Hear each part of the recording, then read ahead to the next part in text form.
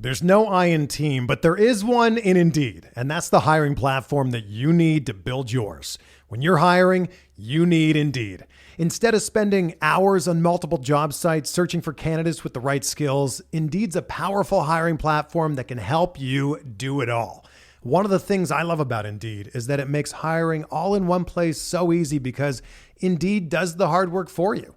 They show you the candidates whose resumes on Indeed fit your description immediately after you post so you can hire faster. Join more than 3 million businesses worldwide that use Indeed to hire great talent fast. Start hiring now with a $75 sponsored job credit to upgrade your job post at Indeed.com/Blue Wire Sports. Offer good for a limited time. Claim your $75 credit now at Indeed.com/Blue Wire Sports. That's Indeed.com/Blue Wire Sports, and support the show by saying that you heard it on this podcast. Indeed.com/Blue Wire Sports. Terms and conditions apply. Need to hire? You need Indeed.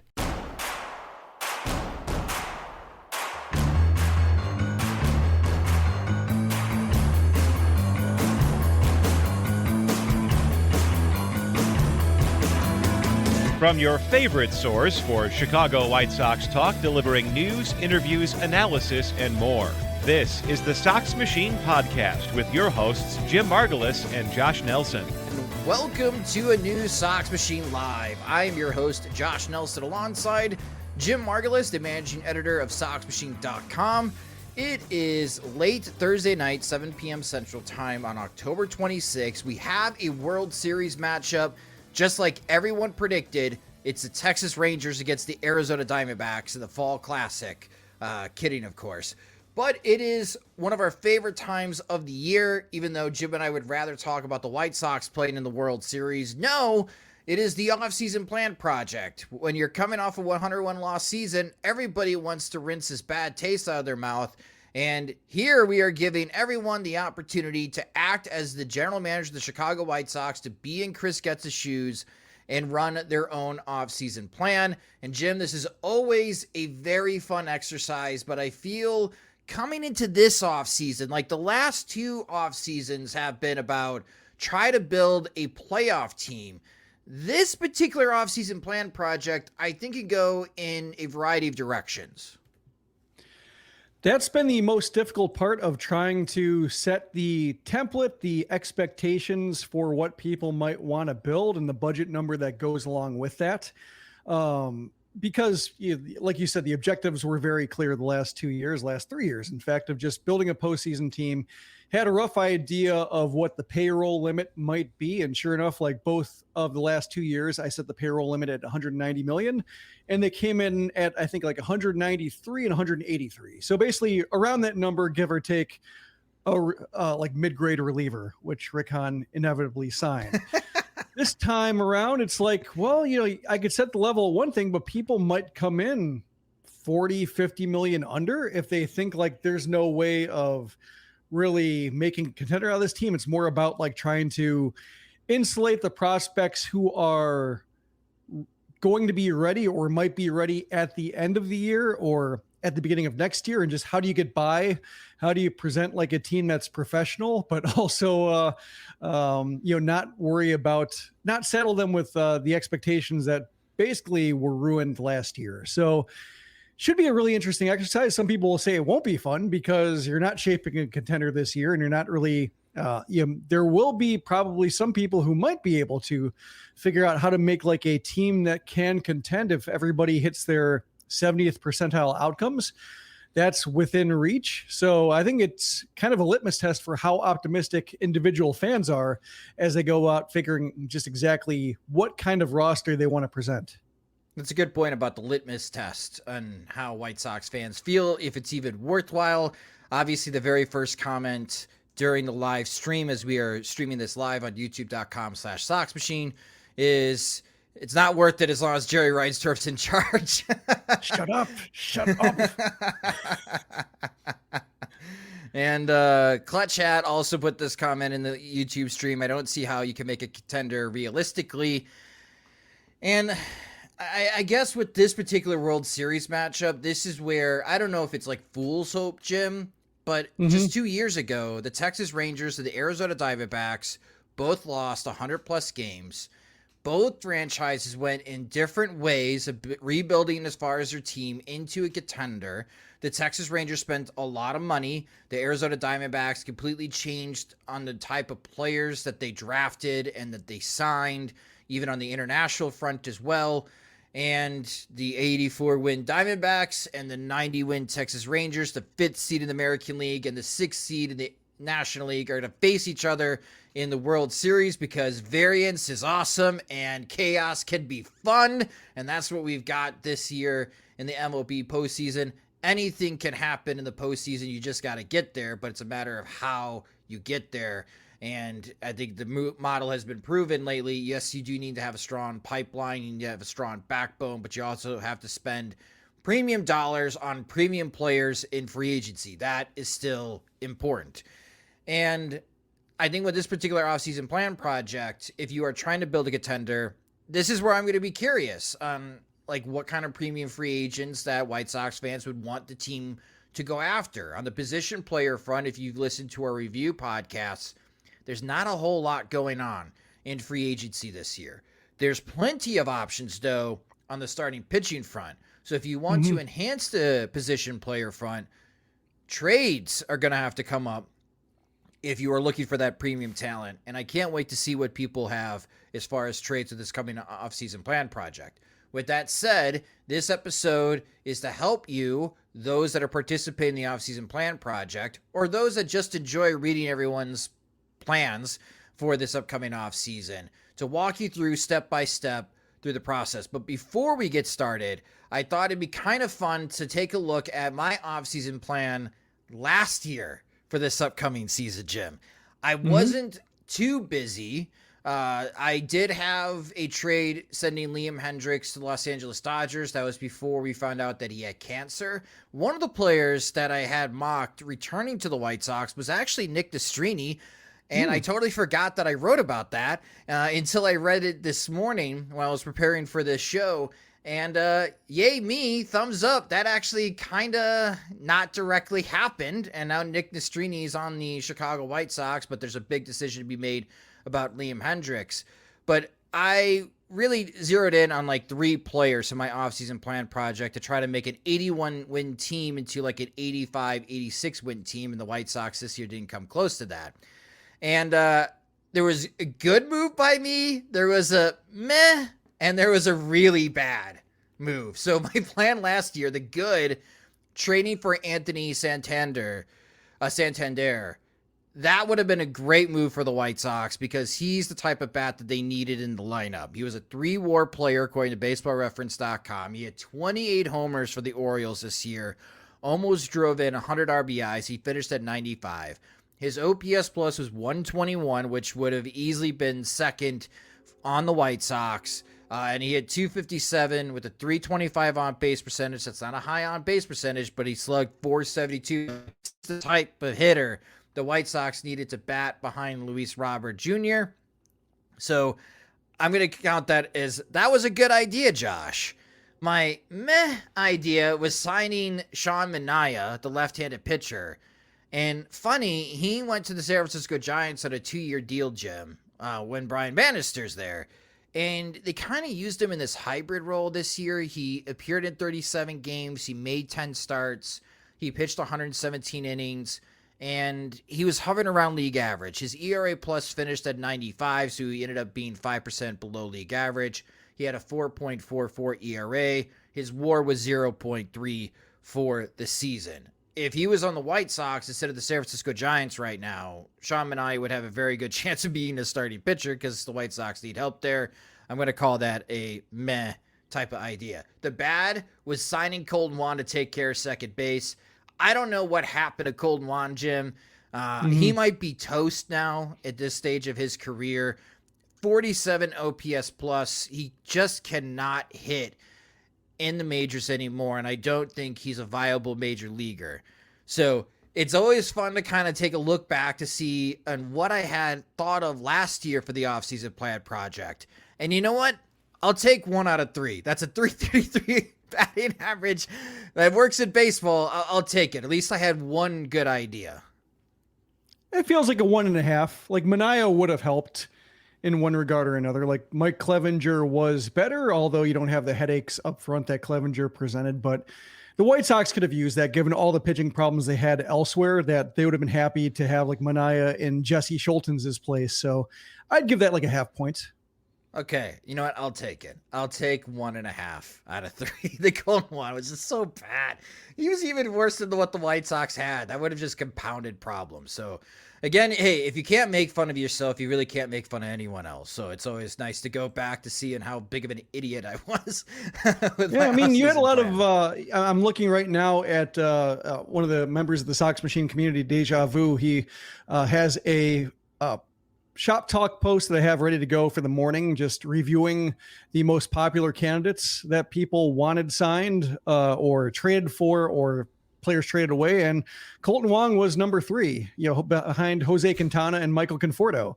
And like Quintana was okay when he's healthy. He just had that rib problem that, I'm not sure if that's you might have had that regardless.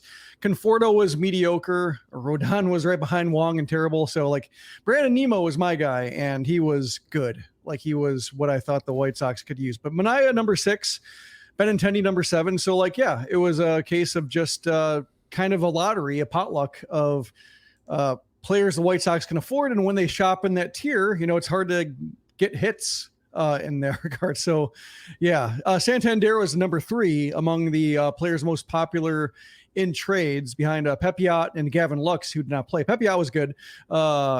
Santander was number 3. Brandon Lau number 5, he was good. So like Luzardo number 6. So the trade targets were pretty good, up and down. Like Michael Busch didn't get much playing time. Like he's the only one who was below average of the guys who were healthy enough to play.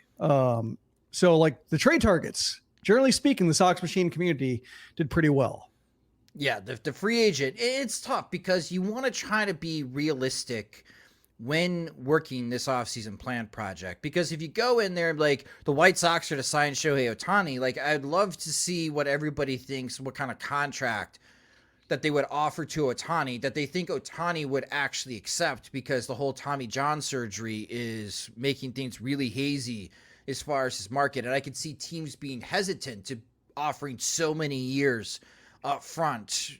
I could see a player mutual or club option within the first 2 years of that contract. If he can't pitch, teams are not going to want to pay him $50 million a year to be a DH. They're just not. No matter how good he is, teams are not going to want to pay that. So again, but back to the realistic part. I mean, Jerry Reinsdorf made it pretty clear he's not going to be interested in signing Shohei Ohtani, which kind of sucks as a White Sox fan. So I could see where we just like miss as a community on free agents, because we're trying to shop where the White Sox are going to shop, and try to think like how the White Sox front office would be. In the Target $1 bin, it's the first aisle that you run into at Target. And it's not a lot of fun. And it is, there's a lot more misses than hits. And that's why typically when it comes to the best players that hit free agency, that's why you got to spend a lot of money, because they earn it and they deserve it. And when you have cash like the Texas Rangers owner throws down, you can quickly turn the fate around of your organization. And if you don't want to spend that money, you better develop like the Arizona Diamondbacks and the Tampa Bay Rays and et cetera, of the mid to small market teams that are consistently good. Either way, the White Sox have a lot of work to do. So that was pokey fun at my plan last year. And if you guys want to go back to see your plans, you could do that. We have it archived on soxmachine.com.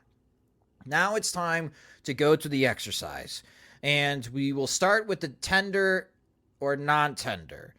Now, within 10 days of the World Series ending is the deadline for Chris Getz to make some moves. And we're going to break those down right away. So the first decision, Jim, is Liam Hendriks.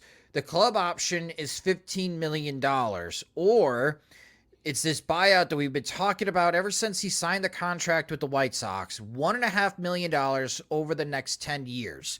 And again, Hendriks, Tommy John surgery, he is out until at least August. He thinks he could come back in August, but again, you have to be careful with everything that he has gone through as far as his body beating cancer, came back from that, pitched in the major leagues this year, gets hurt, now needs Tommy John. He's had the surgery. Now he's going through rehab. His body has gone through a lot. So, Jim, what are your thoughts about this particular decision that everyone in Sox Machine is going to have to make regarding Hendricks' club option? It was one of the things I didn't like about the Liam Hendricks contract was like how proud Jerry Reinsdorf was of that option. He's like, we're not going to give him a guaranteed 4th year. That's crazy. This is how I'm going to do it. And this is how we got it done. Compliment me, Bob Nightingale, and our smart work. And then sure enough, it presents this really hazy situation, emotionally loaded too, with just the fact that it comes after a cancer diagnosis and everything he's been through and the kind of face he put on his cancer battle and all the good work that he did with the, going around traveling with the team, meeting cancer patients in other cities, being very proactive with just, both all the people who rallied for him and then paying back once he was in the clear when he could pitch and then after he was done for the season. So like, it's a terrible, it feels really awful to say like, yeah, we're going to buy you out. So, because I mean, that's a smart decision. That's why you do it is like 1.5 million, even though it does add up to 15 million in real dollars. It's less than 15 million because that 1.5 million gets a little bit cheaper every year as inflation kicks in. So like the real value of it is something less. I'm not an economist. I can't do the math reflexively in terms of the, how much that value is diminished, but probably comes into something like 12 million or 13 million by the end of that. So like that's the smart move in terms of pure economics and the reason why you do that and the reason why a team tries to protect itself, even if it's annoying every year for 10 years, like factoring that $1.5 million into your plan, the way they did that with Paul Konerko and the way they're doing that with Jose Abreu right now, just like carry over money that you forget's there and you'd rather tie it up. But, I think that's probably the wise move as they go through it. But, part of it is, if the White Sox are really paring down the payroll and they're not going to contend, and Chris Getz said, like, I've done my deep dive and I don't see a way to really turn this around. And we're going to be spending, $140 million regardless, a $40 million drop in our payroll. Like, it kind of makes sense. Like, give the man his money. Like, just, the savings are minimal for, just getting it out of the way, awarding him, for just being like a positive force for non-baseball things while he couldn't be a force for baseball things. But that's kind of how I look at it. That's, Jerry Reinsdorf probably didn't get rich by giving away money that he didn't have to, as we've seen. So like, I'm really curious. Like, I don't know how this is going to happen or whether they arrange something that's kind of in between. That's a little bit more of a nod towards it. Yeah, we understand the human toll that you took for trying to come back. So like, maybe it's some kind of negotiated buyout. That's something in between, just making them go away, but also just paying them a little bit more upfront or something. I don't know.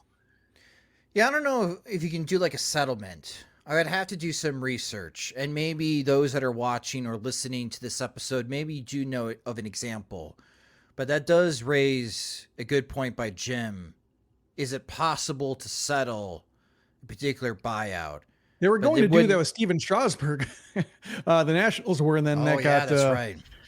Then that got hung up. The plan to have him retire because they're still negotiating it. So I know they've tried to in different cards, but yeah, other teams have. It requires some research. But from a Hendricks point of view, listen, I negotiated this. You sign on the dotted line. I sign on the dotted line. Here's the deal. And Hendricks has mentioned it towards the end of the season in his interviews when the beat reporters were asking Hendricks, "Are you coming back?" And I thought he was very forthright, and he fully understands the situation. He thinks it's doubtful that the White Sox will pick up his $15 million option. So for Liam Hendricks, he's expecting the White Sox to not pick it up, and then he'll be paid $1.5 million over the next 10 years, and then he'll become a free agent, and then it'll be really interesting to see what teams would be willing to throw out a pillow contract and have him rehab. One team in particular that I think could do that, maybe willing to do that, is like the Los Angeles Dodgers. Obviously, they share the same spring training facility with the Chicago White Sox. maybe pay him like $5 million for this year and pay him $15 million next year. So it looks like a 2-year, $20 million contract for Hendricks. And it just helps him with rehab, and he gets a little money if he does get back in time. And if he is back to full strength, boom, the Dodgers have their late inning reliever that they've been looking for since Kenley Jensen has left him. So that's one idea that I have for Hendricks. I think the Yankees did that too with Tommy Kahnle, or maybe the Dodgers did it with Kahnle, but I remember him having a similar arrangement. Yes. So again, that's your first decision. You got to decide what you're going to be doing with Liam Hendricks. If you pick up the option, again, that adds $15 million to your budget. If you don't pick up the option, it only adds $1.5 million to your budget. Next is Tim Anderson. We have spent a lot of time in previous episodes talking about this particular option for Tim Anderson. It's either $14 million for the 2024 season, or it's a $1 million buyout. Again, Tim Anderson is coming off a career worst season. And what doesn't make matters any better is that the best available shortstop in this free agency class is Elvis Andrus, based on performance in the 2023 season. This is the worst free agent market in the history of Major League Baseball free agency, period. So really complicated situation here, Jim, but this is, I think, what will have a lot of participants on Sox Machine just like wanting to pull on their hair and just rip hair off their head is, what do I do here? Because if I don't pick it up, cool, I got $13 million to play with, but now I don't have a shortstop.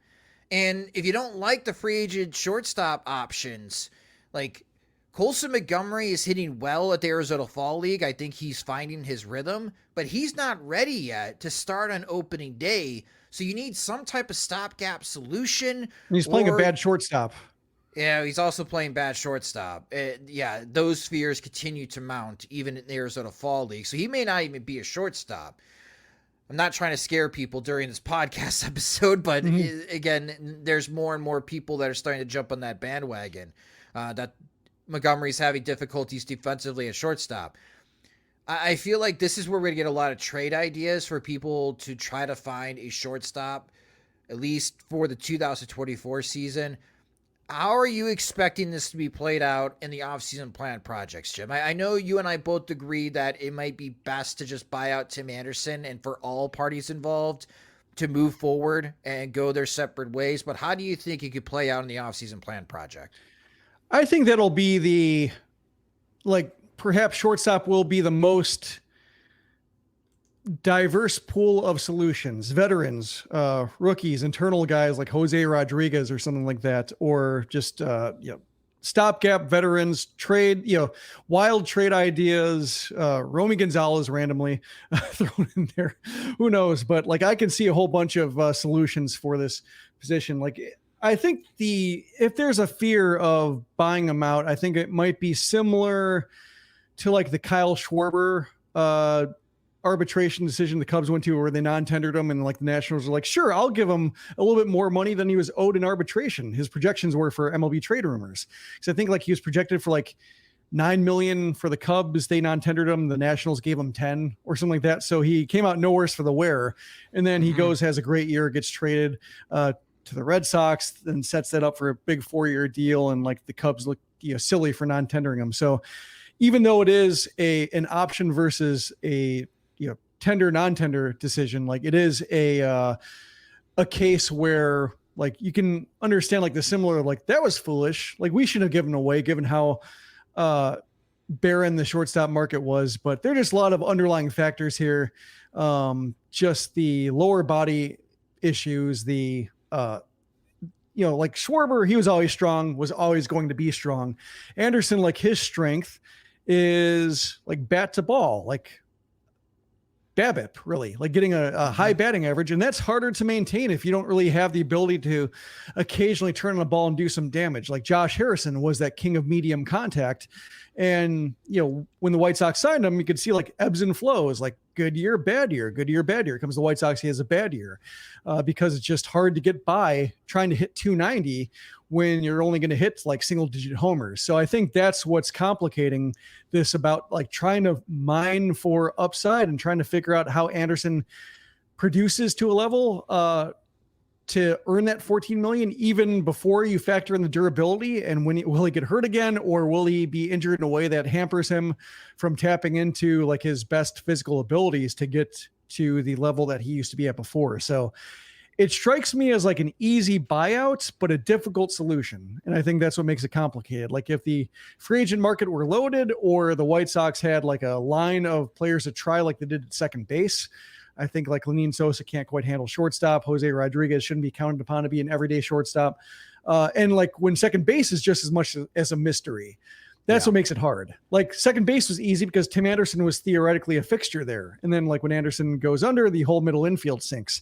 So with him being gone, now you have two positions to solve and nothing looks stable and they could just be a mess behind the pitcher. So that's, I think, what is the only real pull to just stick with what you know. And it's significant. Like it's not like something you can just easily shrug away unless you have a really good idea and really have a trade idea that you really want to throw down that'll impress some people. The Liam Hendriks decision is a grueling decision to make for a new general manager because there's a lot of emotions involved. But somebody has to make a business decision whether to pick it up or decline it, and it's deferred payments over 10 years. Here for the Tim Anderson decision, you have brand new baseball ops people in the front office, and you're going to get different opinions about Tim Anderson, I think, in that room. And it's going to be hard to come up with the consensus, and you got to figure this out like right now, right? Because you're starting the World Series. You need to continue having these conversations. I'm assuming Chris Getz has been having conversations, at least with Tim Anderson's agent, going back and forth, because if Anderson is willing to play second base, how much is he willing to do that? Like if I decline it and I offer him a 1-year contract to be our starting second baseman, would he accept that? Would he want to test free agency? And I just don't know on how the other 29 teams view Tim Anderson right now, Jim, in Major League Baseball. A couple years ago, if he were a free agent, man, he would have cashed in like Xander Bogaerts and Javier Baez and Trey Turner, like all these mega contracts these shortstops signed when they became free agents. But he didn't, and that's unfortunately bad luck. And to make things worse, he was the worst qualified hitter in Major League Baseball, period. The worst. And I don't know I don't know how other teams view him, and that's why his free agency market would be fascinating. So if you can't make a decision within 10 days or you're still uncertain, maybe it is easy to just buy out and then wait back and see on how the market views Tim Anderson. If he's still on the market, if you're a couple of weeks away from spring training, you could always re-engage in those conversations. I know Chris Getz wasn't part of those conversations, but that's exactly on how the White Sox handled Carlos Rodon. And when he was still available, they floated $3 million. He accepted it. And boy, they really cashed in on that lottery ticket as Rodon was phenomenal in 2021. So 2 really tough decisions. If you pick up the option for Tim Anderson, that's $14 million added to your budget. If you decline it, it's a $1 million buyout. So if you pick up both Hendriks and Anderson, you already added $29 million to your offseason budget. Now, the other tender, non-tender, Mike Clevinger. Clevinger could decide this for you in the offseason plan project because it is a mutual option. Both sides have to agree to this. It is a $12 million contract option for the 2024 season, or if Clevinger decides to opt out, the White Sox owe him $4 million, and Clevinger becomes a free agent. I think that is the route that he is going to go, Jim, even though this is a loaded free agency class. Even if Clevinger signs another $12 million deal, taking the $4 million from the White Sox and the $12 million from another team, boom, simple math, you just made $16 million. And it is all about in professional sports when you're in your 30s as a pitcher to either chase rings or make as much cash as possible. So I think that's the business decision that Mike Clevinger is going to make. We've had this conversation during our starting pitching review. from White Sox perspective, does it make sense to opt into their side of the mutual option? But again, even if you do, Clevenger has to opt in on his side, and I just don't think it's likely, Jim. Does my flow of logic here make sense? Do you agree with me from a Clevenger perspective about this mutual option? Yeah, it's similar to the AJ Pollock situation last year, to where like he only had to actually he signed for less to sign with the Mariners, but he just found a better situation with a team that he thought he fit better with. And like if he hit some incentives, he would have out earned it. So like playing more for a contender and playing more for a team that he likes in an area that he likes perhaps. And, the ability to maybe earn more was ultimately enough to have him turn down the contract that he could have really settled. He could have really settled the White Sox with the problem in left field if he accepted that last year of his deal. He exercised it. So similar thing with Clevenger, where like even if he can't find 1 year and $8 million, and when you look at like the pitchers who signed for $8 million last year, like he should be able to find something along those lines. Like even if he has to sign for like $7 million, and he could probably figure out like a incentive deal to where like if he hits 100 innings or if he hits 12 starts, then all of a sudden he's earning like an extra $1 million. And then like that's a case where then every 20 innings or every whatever, you're earning more and more. And so like one way or another, he should be able to beat $8 million, find a situation that's not a sinking ship. And like the White Sox will want to trade him if they do exercise that option, most likely, whether it's during the winter or whether it's during the season. So like he may as well pick where he wants to go if he's going to earn that money. The question I have with the White Sox is like, does it make sense that since they have to pay him $4 million anyway, if they sense like Clevenger is going to accept, like, do they just decline it and say like, we're going to cut the ties ourselves? Like, you're not breaking up with me, I'm breaking up with you, as kind of like a signal of like mistakes were made in terms of the vetting process last time, or how they went about their due diligence. So like, that's what I'm kind of curious about, the timing more than the outcome. When I saw the Milwaukee Bucks make that big trade with Portland for Damian Lillard, I immediately went on Game Time to see when they were playing the Chicago Bulls. Saw it was on November 30th, and Game Time had great seats in the 300 level right at center court in the United Center. Great tickets at a great price. I couldn't pass up the opportunity. Buying tickets shouldn't be stressful. Use Game Time to purchase your tickets. Game Time is the fast and easy way to buy tickets for sports, music, comedy, and theater near you. They've got killer deals on last-minute tickets, and their best price guarantee helps eliminate stressing over tickets. If you find tickets in the same section and even row for less money, Game Time will credit you 110% of the difference. That's why Game Time is the fastest growing ticketing app in the country. Download the Game Time app, create your account, and get $20 off your first purchase using our promo code Sox Machine. Terms and conditions apply. Again, create an account and use our promo code Sox Machine for $20 off your first ticket purchase. Game Time. Last minute tickets, lowest prices, guaranteed. I don't know what the new front office, if they're going to be willing to admit like mistakes were made. But again, if the White Sox don't opt in on their side, they got some work to do on the starting pitching front.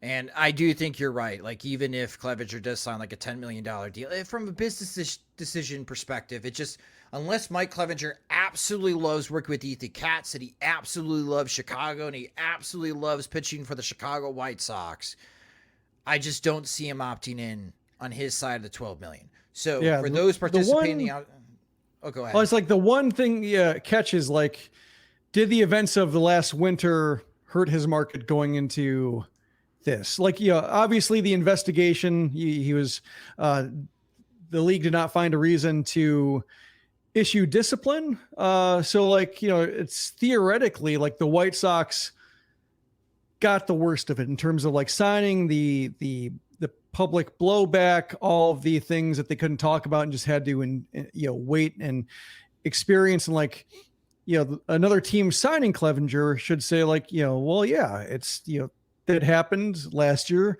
with the White Sox and previously with the Padres, and the league investigated, and we feel like their investigation, and the way he conducted himself afterwards made us feel confident in this 1 year contract. So like, I could see it being that way, but also like sometimes like guys have a hard time finding jobs after something like that.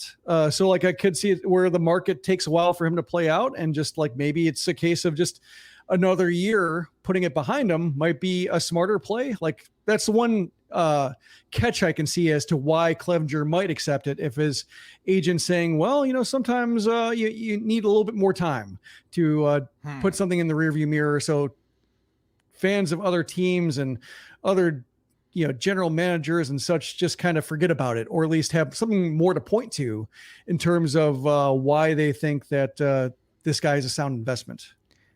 From that perspective, that would be Clevenger admitting some fault, and he has not done that during this entire process.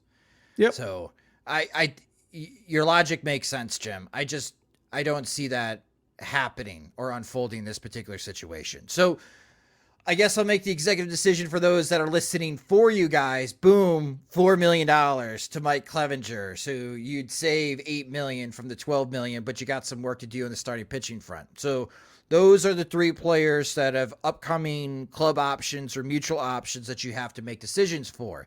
The next step is the arbitration eligible players. For those that are watching on YouTube, I have made this slide and I have strategically placed certain players together, grouped them up. So I'll start with most likely to be picked up to least likely to be picked up. Dylan Cease, and we're using these totals from MLB Trade Rumors. His estimated number is $8.8 million.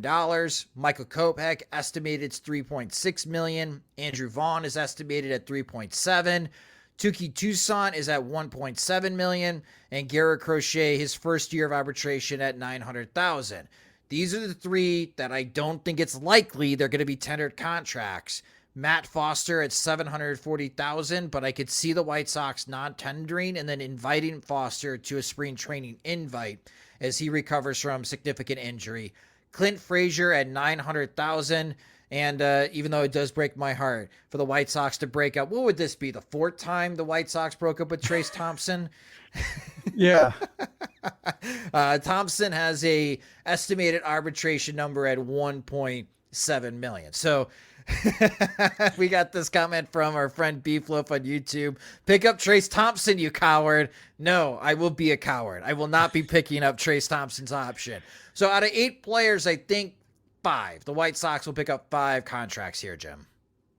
Yeah, I think maybe Touki Toussaint is the one who, and these are MLB Trade Rumors projections. So some guys end up on the high side, some guys end up on the low side, and sometimes the figures individually can fluctuate, sometimes outside of a standard deviation, but ultimately like the net sum usually is in the neighborhood. So even if I think it's more of an exercise. It's valuable for like figuring out how much of your payroll is dedicated towards arbitration eligible players versus like how much is one person going to make. But in this case, like Toussaint, like 1.7 feels like fair for what he provided, both starting and relieving. Like I could see if his number came in at like 2.3, maybe the White Sox think that's too much. Whereas if it comes in at like 1.1, maybe it's something different to where like White Sox is like obvious no brainer and he's going to be making less than anybody thought.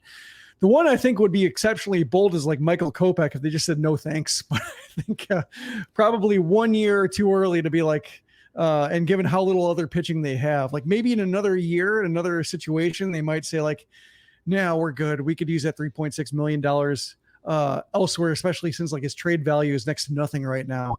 But that's the one that jumped out to me in terms of other years. I could make a stronger case for that. Trace Thompson, like, it seemed like his value to the White Sox was showing how much they hated Oscar Colas. Like, because like how poorly he played. Like Colas could have done what Thompson did, the plate, striking out 40 times in 92 plate appearances. So like he offered nothing. Like he was decent in the field, but was basically nothing at the plate. But like they just kept running him out there because like it was just more or less making a point, saying like, no, we don't want you here. This is how little we want you here. Is that we're bringing in Trace Thompson and paying him to strike out every other at bat, and we consider that a better experience. So if they brought him back, that would really be like just sending a message, really burying him in the depth chart, say like, yep, this is what you've done to yourself, and this is how firmly entrenched in the doghouse you are. Yikes! I hope you're wrong, Jim. But if it does happen, Yeah. It's just like they would find some other guy, I imagine. That'd be like a non-roster invitee who would come in, like basically like Clint Frazier, I think would be that sort of guy, like the equivalent of that, who will be non-tendered by somebody else. All right. So those are your pending free agents, pick up the club options, mutual options, the arbitration eligible players.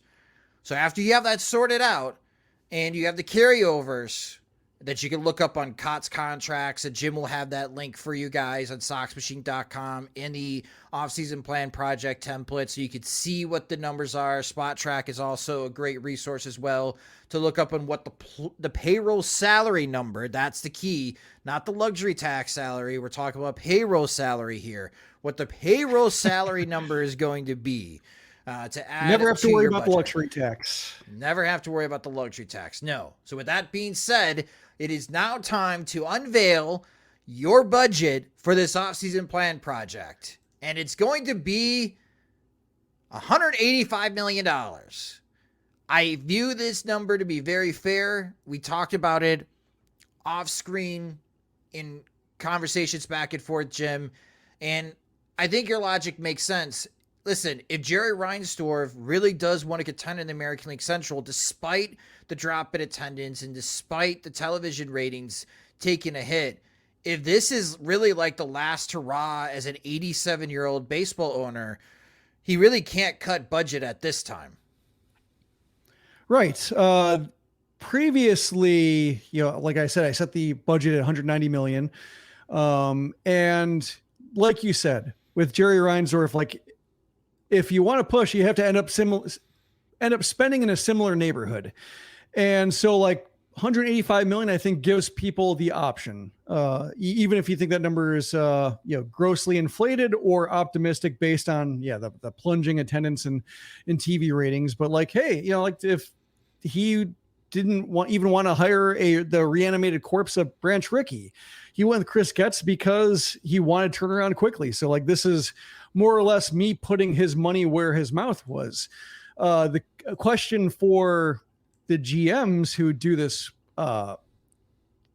exercise is, do you think it's worth spending all that money? It might not be. Like, it might be spending it in vain. You might not get solutions. You might block guys. You might have to, you might end up in an Andrew Benintendi situation where you overpay for somebody who's not going to be able to contribute his first couple years of a free agent contract for a team that's going to get anywhere.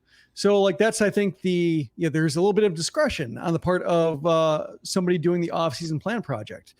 And I think for me, like, what I'm curious to see is whether people, really try to go all out to pursue like 85 wins, like the Diamondbacks model of trying to sneak into that third wild card spot, or the AL Central, whichever one's closer, because sometimes you never quite know when it comes to win thresholds. I could see, gunning for that and trying to come up with some creative solutions, but I could see other people saying like, I've tried to get there and I just don't see a comprehensive team doing that. I'm going to focus on like setting my team up better for 2025, trying to figure out how to at least get one facet of this team on solid ground, because we've talked about it. What does this team do well? It's hard to say if they do anything well. At one point it was starting pitching, like they had the best 5-man rotation in the AL Central. That kind of blew up on them in a hurry last year, and then they were left with nothing. So like, if you're a GM and you're just looking for what constitutes progress, like that's a pretty easy way to look at it, is trying to get your team to do something better, to do something that's an actual strength, to do something that might last the whole season.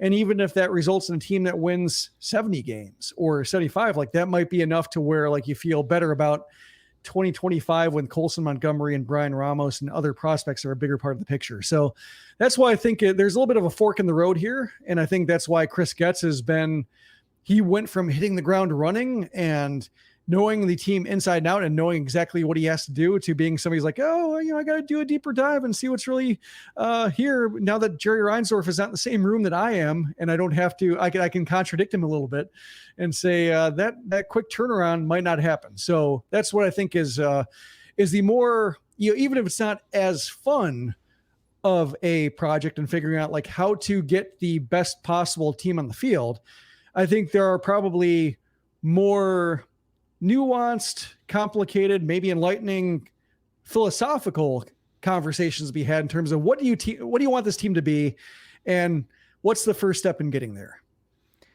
And there's a lot of chatter right now as we are streaming live on youtube.com/Sox Machine about the budget. Already some pushback. People think it's too high. There's no way the White Sox would maintain that. So I have generated a rough draft, and I've also created a Google sheet as well, a very handy template that you could add players and what you think the salary, what you would sign that player to be, and it adds up the budget for you. And deciding to not pick up the options and Liam Hendricks, Tim Anderson, and then Mike Clevenger opting out, taking the carryovers from last year, as far as like with the bullpen and having a bench of like Corey Lee, Zach Remillard, and Gavin Sheets, needing to find a starting catcher, starting second baseman and shortstop, a starting right fielder, 3 starting pitchers, and whoever to be the 8th guy in the bullpen. Maybe you don't spend any money, you just throw a random person in there. But with all that laundry list, again, catcher, second base, shortstop, right field, 3 starting pitchers, I'm already at $109.6 million. So if you restrict yourself to $150 million, for example, you got $40 million to find 3 starting pitchers. You can't do it. In free agency, you can't do it. Nick Nastrini will be in your starting rotation. And I already see in the comments section as well, when you're starting to do the math, like how in the world do you trade for Salvador Perez if you don't have a $185 billion budget? You don't. You can't trade for Salvador Perez because you just don't. I said it too high. Never mind. 130. Cut it. Slash it. Yeah. So even with this, like if you follow along and you have a similar rough draft like I do, at least with the plan, you got $75 million to work with to find 3 starting pitchers, a catcher, a new middle infielder, and right field. Like, I'm not going to lie with you guys. Like, I'm already starting on my rough draft. This is an arduous task in trying to build a team that could bounce back and win in 2024, or at least pretend that they could challenge the Minnesota Twins for the American League Central. It is not easy. It requires a lot of bounce back. And it requires a lot of free agent signings and taking risks on guys on 1 to 2 year contracts so you don't saddle yourself with bad contracts going to 2025, because a lot of money does fall off the books for the White Sox, or at least the possibility of a lot of money could fall off the books for the Chicago White Sox, so you could have more money to spend. Or that is when Jerry Reinsdorf does say, forget it, we ran our course. Budget of 2025 is $125 million, and then I'm not even sure on how you can build a 26-man team. You may have to call up the Savannah Bananas to help you out, fill out the rest of the roster. But, I mean, it's tough. I mean, this is the laundry list we talked about in the review podcast episodes. Again, a new middle infield, someone to start at catcher, someone to figure out right field, and the most pressing and the most money-consuming is the starting pitching.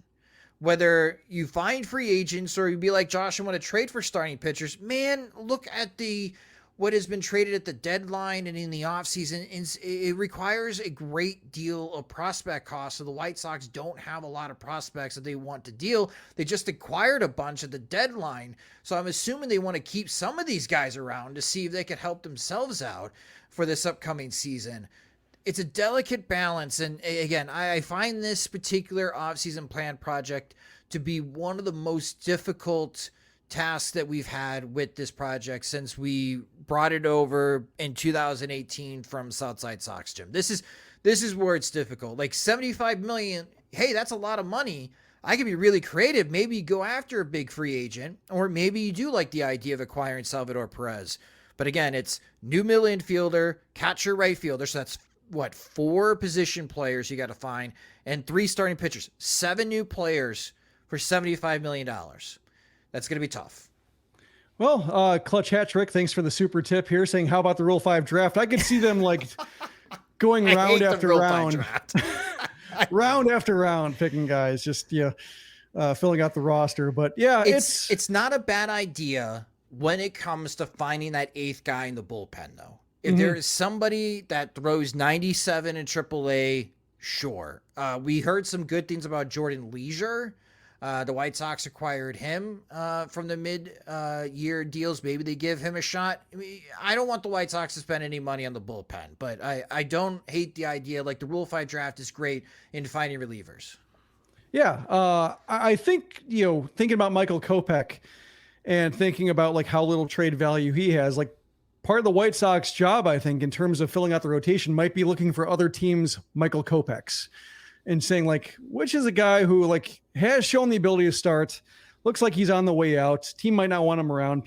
Team might be happy to free up the salary or get somebody like low level, interesting in return to them. And maybe the White Sox can shape him into something. I think that's part of the reason why Brian Bannister is aboard, because the Giants were really good at stitching together rotations that had some name brand talent, but also got by with like middle of the road free agents and guys who get 1 year and 2 year deals. So I think that's part of the reason why he's around, is to have a rotation that's better or greater than the sum of its parts.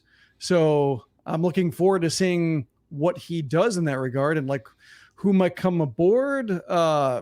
It's nice to have somebody in this organization to where you can say, like, yeah, I'll give him the benefit of the doubt. I'll see whether this pans out. Like, the numbers aren't great and he's not throwing strikes, but like he's done it elsewhere. So let's see what he does here. It's another case where like maybe the White Sox are getting him too late and, like the Giants were, not hell bent on keeping him for a reason, but like his track record is probably the best individual track record of any White Sox front office member or member of the coaching staff. So I'm going to lean on that and say like, here's a little pleasant bit of relief to where like, you don't have to second guess so hard. You can say like, yeah, you can, trust but verify, or, keep an open mind. But I'm looking forward to being like, yeah, let's see what he does. Let's build up a data set for whether Brian Bannister's ideas for the White Sox are any good, whether Ethan Katz can implement them and see them through. And at least it gives you a pleasant bit of, I don't know, which I think is better than like, in most cases, like with the last 10 years. Yeah. When Rick Hahn signs an Adam Eaton, you're just like, nah, this isn't going to work. Our first guesses were pretty spot on. In recent years when it came to the offseason. That is what's going to be intriguing, especially when we do other media appearances as well. When people ask, what do you think the White Sox are going to do? I don't know. We don't know. We're dealing with a brand new front office for the first time in a decade, maybe even 2 decades, depending on just how much control Kenny Williams had during the Rick Hahn tenure, especially in the rebuild part, or at least leaving the rebuild and try to go into contending, depending on who you speak with. Yeah, it's all new ground and all new ideas. So that is also the other exciting thing about this offseason plan project. In past years, definitely there were bad ideas. But there's only one bad idea for this upcoming offseason plan project, and that is trying to orchestrate a trade with Kansas City for Salvador Perez. Other than that, there are no bad ideas for the offseason plan project. Do not enable Pedro Grifol. Make him earn it. Right. The team's got to win, and then you can add him in the mid-season, maybe. But when it comes to offseason ideas, I know we mentioned a lot of popular names in last year's offseason plan project.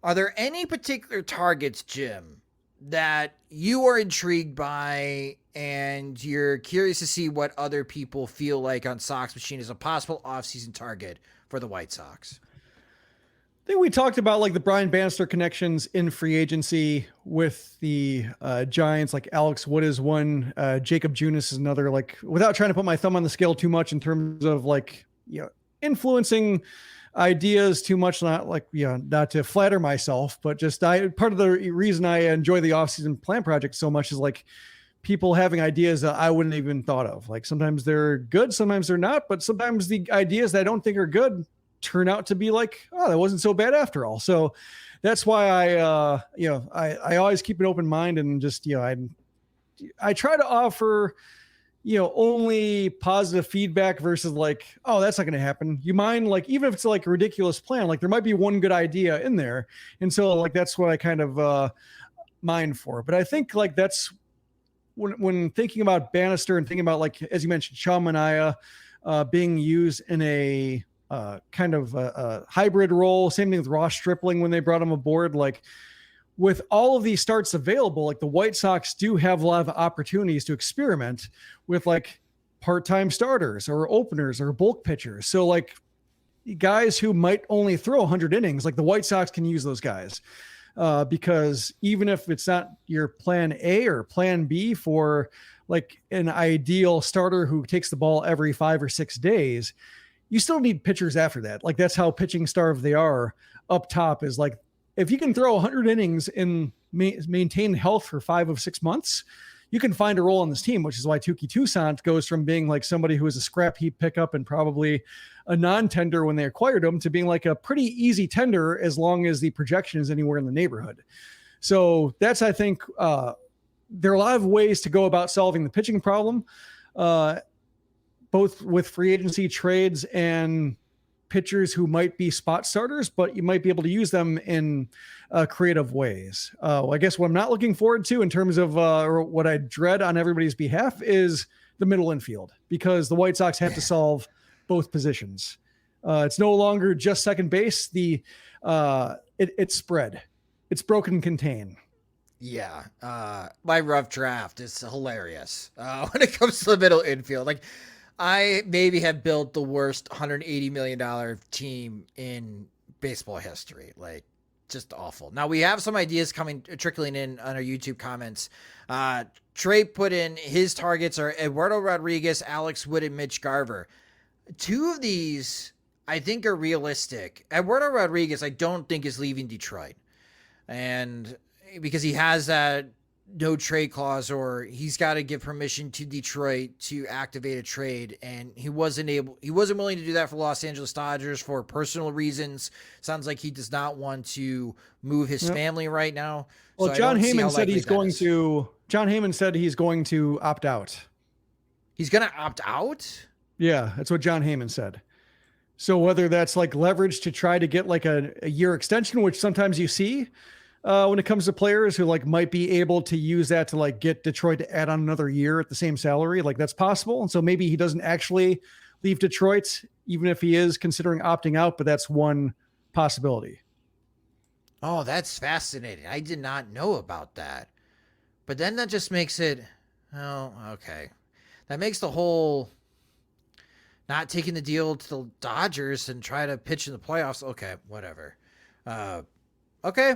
That's interesting. All right, so that's a big surprise. Okay, Trey. So yeah, not a bad idea. There you go. You got 2 starting pitchers and a catcher, and at different price points too. Like I can see like one starter who's a significant investment, and then one who might be a 1-year deal. Like I could see that kind of being the mix the White Sox try to go with. Yeah, because like Wood, I think he signed for his deal's $12.5 million. So maybe if you give him $12 million to come pitch for the White Sox, but promise him that he's a starter more times than out of the bullpen, maybe that convinces him.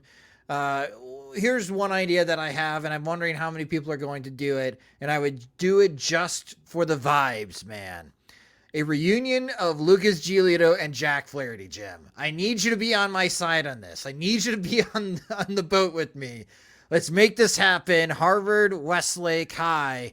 Let's bring it all back. Katz, Flaherty, Giolito, they will resurrect the starting pitching staff and lead it to glory. It's like Saved by the Bell, the college years, or like the reunion show, yeah. Which I guess would make like Ethan Katz, Mr. Belding. Yeah.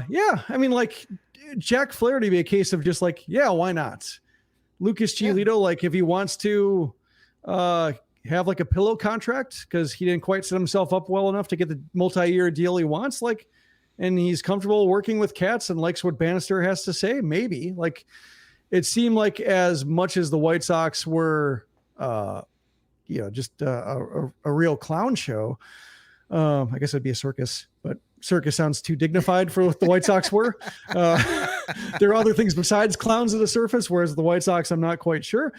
But like, I could see him being like, yeah, I'm comfortable there. Like I liked being there. And so like, may as well, if I'm going to bounce back anywhere, it may as well be there if I'm only planning on being there 3 or 4 months anyway.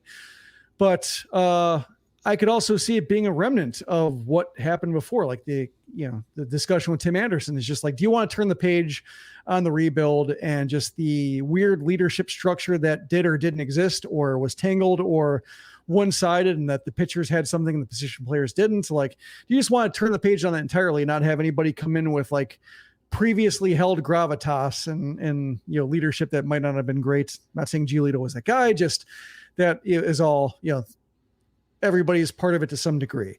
Like, that's what I don't quite know about these reunions, but I do like the idea of like Giolito on a short deal. Sure. You got to get those starts from somewhere. Jack Flaherty, like, yeah, he's the kind of bounce back candidate they'd have to try to find. And like, if he's looking for a 1-year deal, and a guy like him might want to take a deal with a non-contender just because like by the end of the year, like he might be pitching for a contender. Like he figures, if I play my cards right, I'll be back on the Orioles. Like that might be like the path he sees, as long as the White Sox don't structure the contract to have like a hefty buyout that kills his trade value, because like all of a sudden the White Sox paid for the cheap parts and the team that's trading for him has to pay for like the lump sum at the end. Yeah, I think my strategy with my offseason plan project is a lot of 1-2 year deals, really short term type of contracts, maybe multiple years with Mitch Garver, because I'm just not very high on Corey Lee or Carlos Perez. And Garver proved that even though he's not behind the plate because the Texas Rangers like Jonah Highmore defensively, Garver is still a very good DH option. Like, he is a good bat to have in the lineup. So he's one of my top targets, Trey. So I'm with you on the Mitch Garver, and I don't think signing Alex Wood is a bad idea to be helping out on the back of the rotation. You still got to find 2 more starting pitchers. Well, he did have Eduardo Rodriguez, so maybe that's a possibility. You still got to find another starting pitcher, Trey. So that's the whole thing with this offseason plan project and how tough it is, again, based on my rough draft. Yeah, unless you really want to stick with Michael Kopech. Like, that's the one case of just like, yeah, his knee was still a problem. Brian Bannister is going to help him out. Like, that's whether the White Sox have suckered us into believing in Michael Kopech for 1 year too long by bringing in Brian Bannister. I think that will be one of his biggest tests early, is like a reality check for whether Kopech can actually start, and if Brian Bannister can figure it out, who can. Yeah, I think he'll help him figure it out in the bullpen. That's my plan right now for Michael Kopech. But again, this all starts Friday morning, October 27th on SoxMachine.com. Jim will have the template for you. You can copy and paste it, use Google Word or Microsoft Word, whatever you want to use. Fill it out, explain your strategy, your moves, post it on SoxMachine.com, and let people review it, and they will definitely chime in and how they feel about your offseason plan in the comment section. Again, there's only one bad idea out there, and maybe you like that bad idea and you want to defend that bad idea. You go right ahead. And it's again, just helps encourage a lot of conversation, and it's a very fun exercise on SoxMachine.com. I can't wait to see everyone's plans, Jim, and I'm excited to get going. Yeah, I always feel like Paul Hollywood at this point, like just the technical challenge, issuing the time limit, the recipe list, and a vague piece of advice, and then leaving the tent. So I'm look for I always flavor. enjoy this part. Yes, you want to add no flavor. soggy bottoms here. Well, that will do it for this episode of the Sox Machine podcast as we officially kick off the offseason plan project. Thank you to all those that watched the live stream on our YouTube page at youtube.com/Sox Machine. If you did watch the video, please subscribe to our channel. We would greatly appreciate it, as we'll continue to upload videos all offseason long on our YouTube channel. And of course, with Sox Machine Live, we always take the audio from the video and upload it into our podcast feed, so that works better for your schedule and mobility. To listen to us instead of watch us, you can subscribe to the Sox Machine podcast wherever you listen to podcasts, such as Spotify and Apple Podcasts, also Google and Amazon Music. We are there as well. If you are on social media, we're also on social media as well. You can follow us on Twitter, Instagram, Threads, Blue Sky, whatever is out there at Sox Machine. You can also follow me at SoxMachine_Josh. If you enjoy our work and you want more, you can get more by becoming a Patreon supporter at patreon.com/SoxMachine, where our Patreon supporters get exclusive content.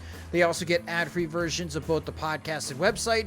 And coming early November, we are going to be having a town hall with our Patreon supporters to share some of our plans for the upcoming 2024 calendar year at Sox Machine, kind of unveiling and pulling back the curtain so they can see what's happening in the background that Jim and I are working on for next year and even this upcoming off season. So if you like our work and you want to help support us, you can definitely do that at patreon.com/SoxMachine.